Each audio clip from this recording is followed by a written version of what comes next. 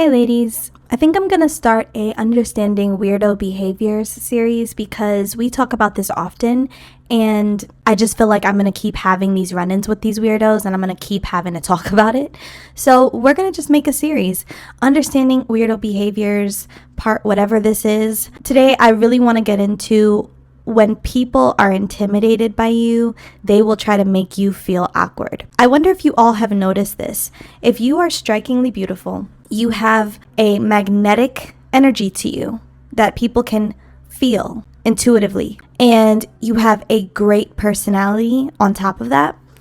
Upon an insecure person meeting you, they're not going to receive you well. And one of the tactics that these weirdo people like to inflict onto you, to punish you essentially, they will make you feel like you are awkward. They will treat you as though you standing there is awkward. The way you talk is awkward. The way you walk is awkward and strange. The way you move your body is awkward or strange. Your laugh is awkward or strange. And how they'll do this is sometimes they will get really quiet and just side eye you and then look around the room and make a yikes face. And they do this because, again, intimidation can't show its hand. They're not going to come out and be honest and forthcoming and say, wow, you're so beautiful. I thought these weird things about you, internally my spirit just started to percolate when you walked in the room. And, I just am so intimidated by you. I'm so threatened by you. They will never admit these words. They will never utter those words. They would probably rather vacuum the beach than admit to someone who they perceive to be on a pedestal over them that they are threatened and intimidated. That is why it's our duty to examine these behaviors of these weirdos and bring it to the forefront. We need to make other people aware of their tactics, because for so long I lived my life believing that I was awkward. I was bullied for the smallest things. How I spoke. If I raised my hand and answered a question in class, my bullies would pick on me and laugh and giggle and make faces and be like, what is she talking about? Why does she sound like that? Who does she think she is? Everything was a pick me apart moment. And when they do this, they are hoping that you will shrink down, make yourself really, really tiny and non-visible so that you just kind of evaporate and poof, disappear. Because that is their goal ultimately. Their goal is to get the distraction, the big bright light, the girl that draws a lot of attention off of the playing field. They don't want you on the chessboard with them. They want to dominate and rule without having competition, okay? They want you out of here, period. So I want to add a layer to this for my neurodivergent girlies.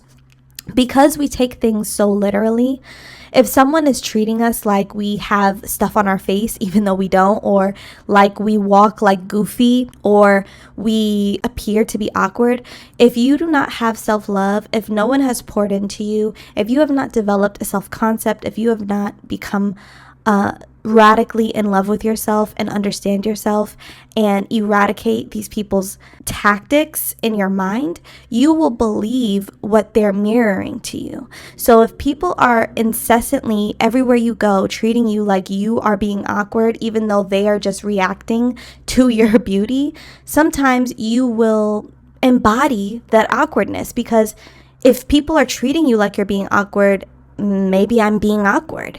And it hit me when I realized this, that I was allowing these people's projections and these people's mirror to alter how I move, alter how I view myself, and basically adopt this identity that they're trying to portray onto me. When people treat you like you are being awkward or strange and you are neurodivergent, you can sometimes feel like, well, maybe they're seeing something I'm not, so maybe they're right. Especially if you have multiple run-ins with people and this is a common thing, this is a commonality, this is something you notice frequently with people who are taken aback by your beauty and by your presence. you will start to believe, damn, there must be something wrong with me. Damn, maybe I do walk a little awkward. Maybe I do stand a little awkwardly. Maybe I am a little socially awkward. Whole time, at least for me, I can only speak for myself and a few other neurodivergent women that I know. If you have like ADHD or ADD, you are most likely one of the most personable, bubbly, outgoing people ever. And you can hold a conversation and you understand people and you can empathize with people and you can go into any room and dominate it because you know how to get along with every type of person. So it was never your social skills that was the problem. It was never you being awkward. It was these people trying to make you believe that your bubbliness, your personality, your bright light, you just being beautiful, damn it, is awkward.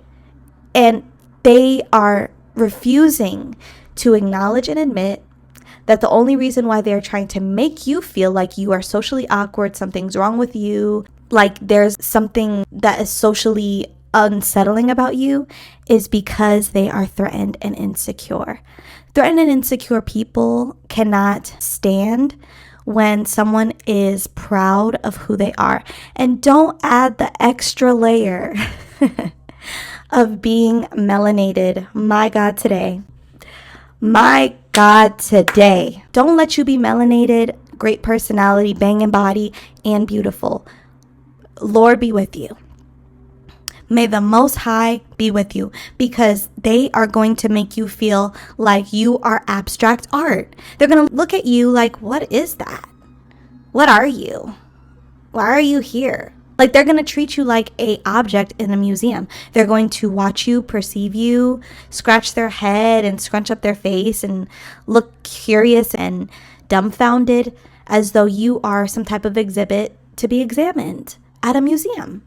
And it's because they feel as though you are. They're not used to that. So it is probably very polarizing. You're probably very polarizing to be around, babe.